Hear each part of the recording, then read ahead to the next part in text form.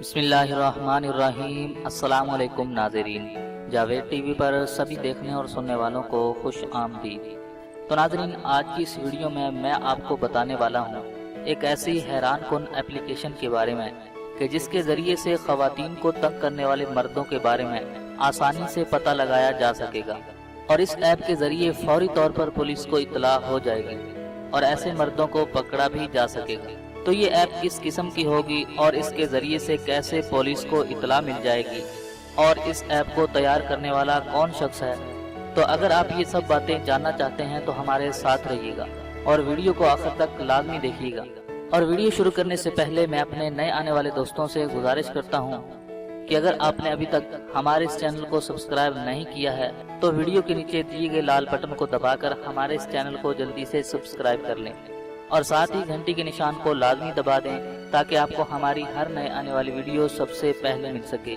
تو چلیے ویڈیو شروع کرتے ہیں۔ تو ناظرین، خواتین کو پبلک مقامات پر گھورنے، جملے کسنے اور ہراساں کرنے والے مرد اب ہوشیار ہو جائیں، کیونکہ information technology university of Punjab نے ایک ایسی موبائل اپلیکیشن تیار کی ہے کہ جس کے ذریعے سے ایسا کرنے والوں کی فوری اطلاع پولیس کو ہو سکے گی، اور ایسے مردوں کو حوالات کی ہوا بھی کھانا پڑے گی، کیونکہ آج کل خواتین کو عوامی مقامات، بازاروں، شاپنگ سینٹرز اور دفاتر میں ہراساں کیے جانے کے واقعات میں اضافہ دیکھنے میں آیا ہے، اور خواتین کو گھورنا، نازیبا حرکتیں کرنا، انہیں دیکھ کر جملے کسنا اور چھونے کی کوشش کرنا ہراساں کیے جانے کی مختلف شکلیں ہیں۔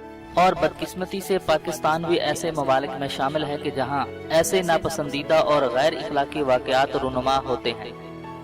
پبلک ٹرانسپورٹ میں سفر کے دوران، بازار میں خریداری کرتے ہوئے کئی نگاہیں خواتین کو گھورتی رہتی ہیں۔ کوئی جملے کستا ہے تو کچھ لوگ خواتین کو چھونے تک کی بھی کوشش کرتے ہیں۔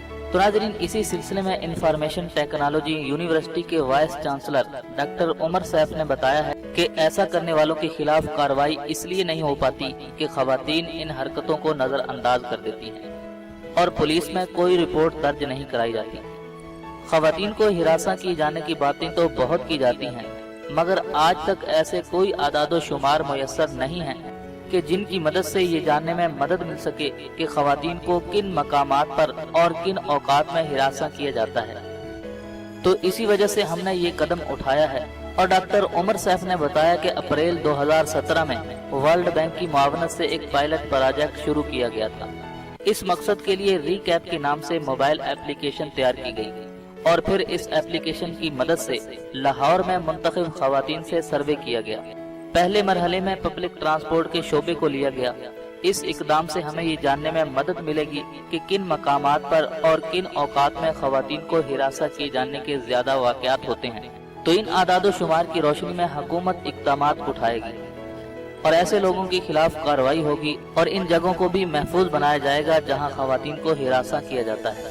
تو ناظرین، اس منصوبے کے سربراہ ITU کے director data science lab doctor Faisal Kamran نے بتایا ہے کہ انہوں نے پہلے مرحلے میں 2000 کے قریب خواتین سے سروے کیا۔ اس سروے کی روشنی میں اعداد و شمار جمع کیے جا رہے ہیں، اور دوسرے مرحلے میں تعلیمی ادارے، شاپنگ سینٹر، بازار، تفریح گاہوں اور دفاتر کا سروے کیا جائے گا، اور پھر اس موبائل ایپ کو عام کر دیا جائے گا۔ اور ناظرین، ڈاکٹر فیصل کامران نے بتایا ہے کہ اس موبائل اپلیکیشن کو پولیس کے ہیلپ لائن سینٹر سے بھی منسلک کیا جائے گا، کہ جس سے خواتین خود کو ہراساں کیے جانے کی فوری اطلاع کر سکیں گی، اور جس کے بعد ایسا کرنے والوں کے خلاف کارروائی ہوگی۔ اور انہوں نے یہ بھی کہا کہ اس اقدام کا مقصد خواتین کو خود مختار بنانا اور انہیں ہراساں کیے جانے کے واقعات کی روک تھام کے لیے ٹھوس قسم کی پالیسی بنانا ہے۔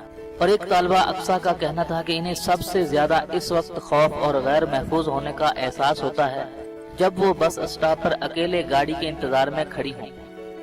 ایک اور طالبہ نے کہا کہ کئی مرد انہیں گھور کر دیکھتے ہیں، عجیب و غریب جملے بولتے ہیں، قریب آنے اور چھونے تک کی کوشش کی جاتی ہے۔ ہم مجبور ہوتی ہیں کہ کسی کو ایسی گھٹیا حرکت کے بارے میں بتا بھی نہیں سکتی۔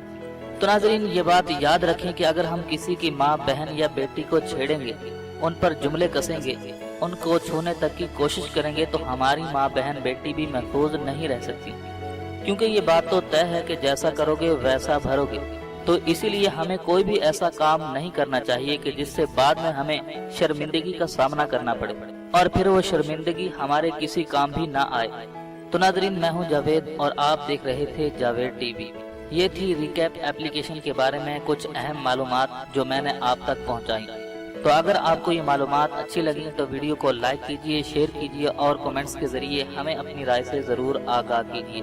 تو آج کی اس ویڈیو میں بس اتنا ہی، ملتے ہیں مزید ایک نئی ویڈیو کے ساتھ، تب تک کے لیے اجازت دیجئے، اللہ حافظ۔